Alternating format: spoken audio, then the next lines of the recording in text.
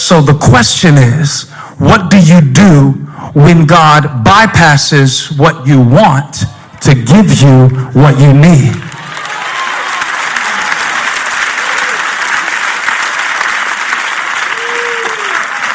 The most obvious thing to do is to heal the man. But sometimes before God can do what is obvious and change your situation, he wants to work within you so that when he changes your situation, you will be ready to receive it. In the Jewish mind, sin and suffering were highly connected. So it was often assumed that if you were suffering, it was because of sin. Jesus dispels this in John chapter 9, when the man born blind was declared to be not a sinner, but blind so that the works of God and the glory of God might be revealed. We can't always connect situations with behavior. Yet it's something that he said, before I do anything for you, I want to do something in you. And that's where it takes faith, because it's the substance of things hoped for and the evidence of things not seen. To know that God is working. And you know who I thank God for in this passage? I thank God that this man had friends who believed for him what he might not have been able to believe for himself. And if I were preaching this at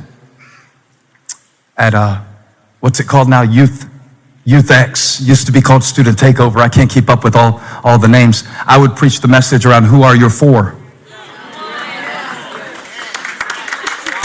That's really important. Who are your for?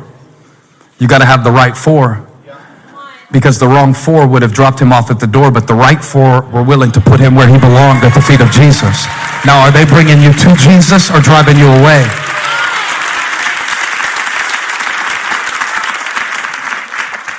But to me, they're not the primary heroes in the passage. Because other than Jesus, the most important people in the passage are the people who doubted him. I want you to notice something, and please pay attention to this. It's going to revolutionize the way that you see some of your resentments in life. When Jesus saw what the friends did for the man, he forgave him. But the man was still on the mat. When he heard the thoughts of the critics, or we might say haters, what the haters thought got the man healed. What his friends did got him forgiven. What his haters thought got him healed. That's the second door. It's the door of opposition. One time Paul said, I'm staying in Ephesus a little while. And the reason I'm staying is not because the temperature is so great and the cuisine is so wonderful. I'm staying because there is a great and effective door of ministry that God has opened for me. And you know how I know there's an open door? Because there are many who oppose me. The reason that I know that God is blessing is because the enemy is so busy, and he would not be busy if God was not.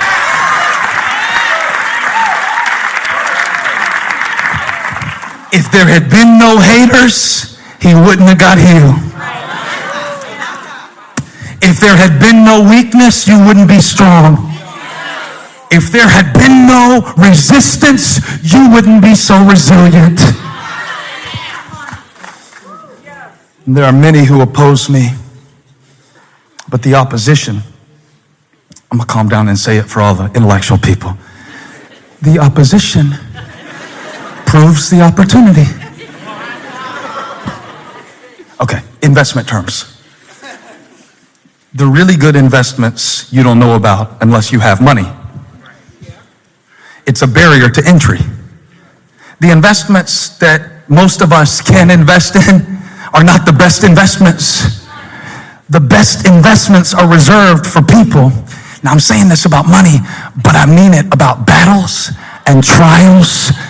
See, the biggest battles are reserved for the people that God has his hand on, that he put a deposit in, and you cannot be defeated, because if he opened the door, nobody can shut it.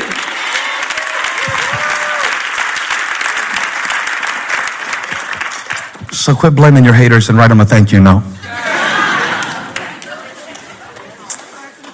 Remember that youth pastor that stood up at Inside Elevation? Were you in here, Anna?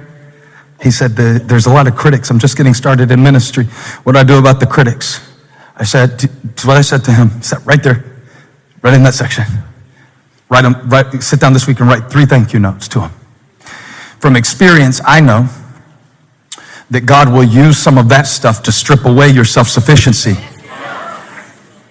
And if everybody is clapping for you, the crowd is not always your friend. So write them a thank you note. Because honestly, every time we have a baptism in the church, I think about it.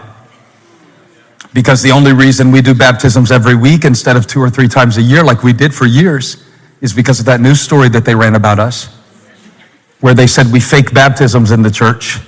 I still don't know exactly what a fake baptism looks like, but I don't care, because it gave me an idea. If you're going to hit us at the point of our baptisms, what we'll do is not 2 or 3 times a year, but how about if every single week we put it in the devil's face that you can't stop.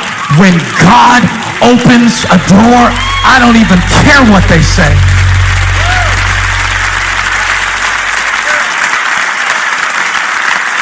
Let's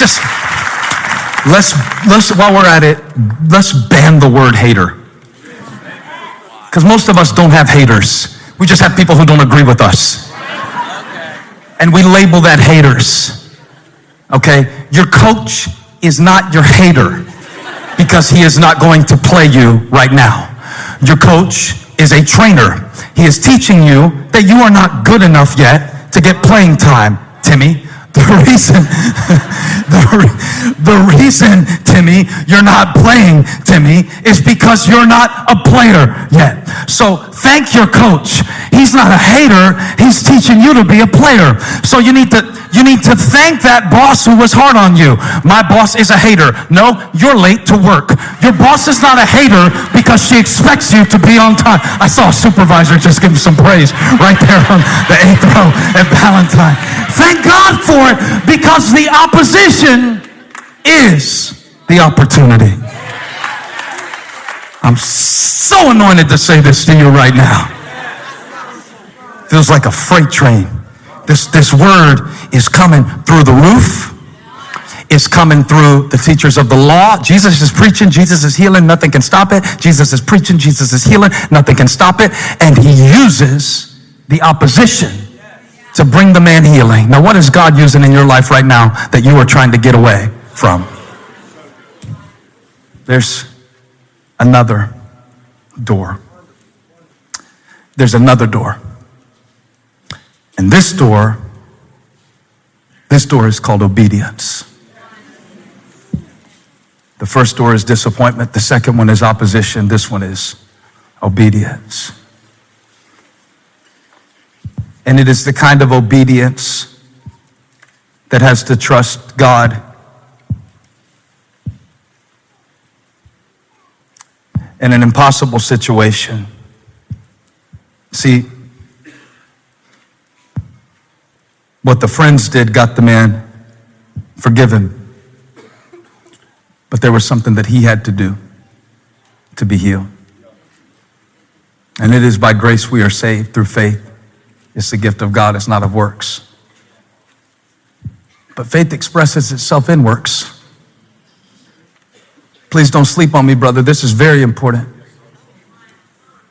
It is your faith express.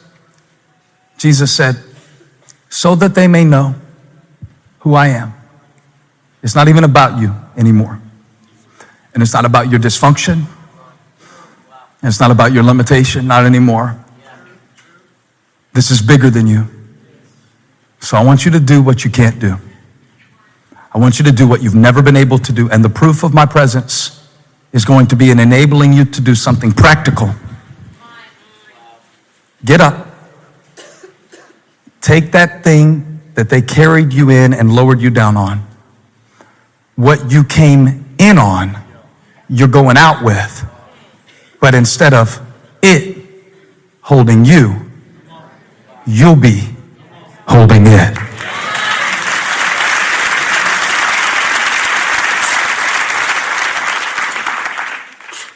Help me, God. Help me right now, because somebody's still lying on that mat. And you got resurrection power on the inside of you. It's on the inside of you. But you got to walk it out.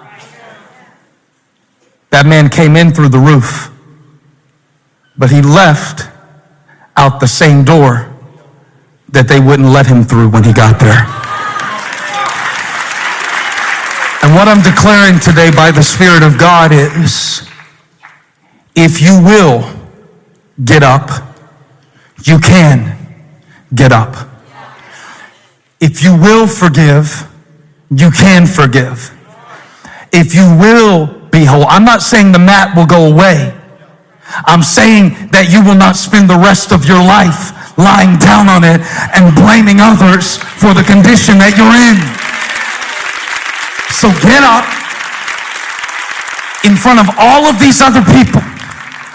Think about the courage that this demonstration requires, because the people that are watching this man are not even cheering for him. They don't even like the fact that he interrupted the service and that Jesus thinks he can forgive him. So now he has to get up and walk in front of people who don't want him to. Now he has to get up and take his first steps. When most of us took our first steps, somebody was cheering us on. But he has to do it in the face of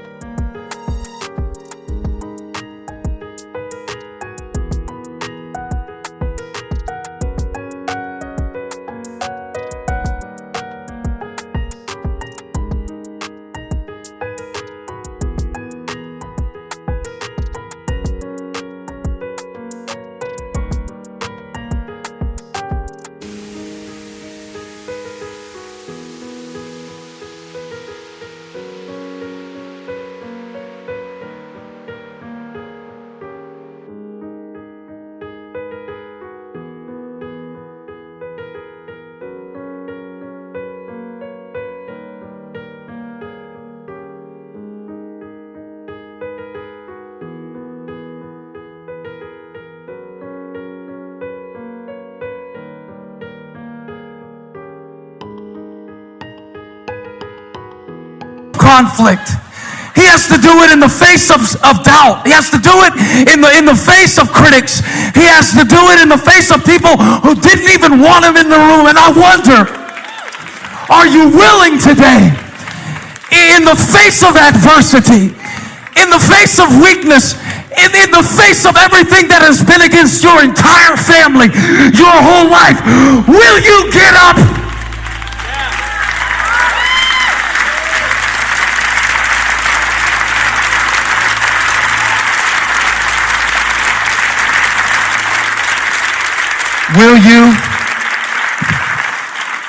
Will you become a door? When God wants to show people who he is, he picks somebody with an issue, and he wants to show who he is through you. Somebody say, there's another door.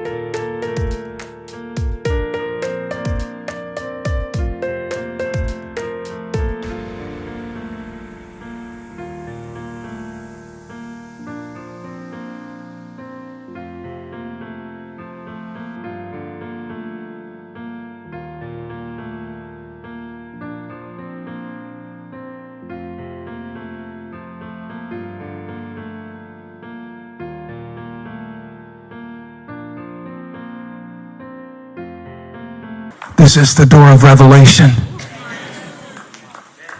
And the people were not amazed when the roof came off. They were amazed when the man got up. They were not amazed even by Jesus' preaching. They were amazed by the man's demonstration. And there are some of you that are about to become a door for people to see Jesus through your life. And here's who he's going to pick. The people who were paralyzed, who have made a decision. I may not be able to get rid of my issue, but my issue is not keeping me from Jesus. See, there's another door. And when you've done all that you can do, and you've tried all that you know to try, and self-help isn't helping, and people have stopped believing in you a long time ago, and truth be told, you've given up on yourself. But God called me to be like those 4 men and carry you today and put you at the feet of Jesus. Let me tell you about Jesus. Jesus is not your average preacher. He is the way, the truth, and the life. He is the resurrection. He is the good shepherd. He is